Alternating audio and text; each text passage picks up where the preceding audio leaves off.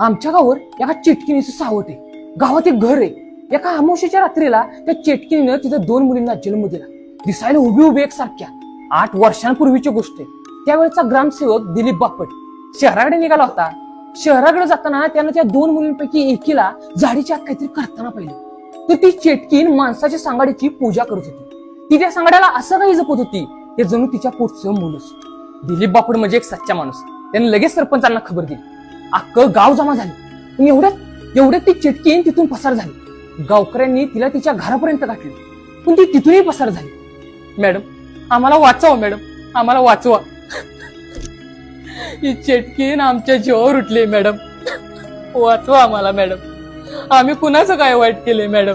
ही चेटकीन आमच्या जीवावर उठली, वाचवा मॅडम, आम्हाला वाचवा.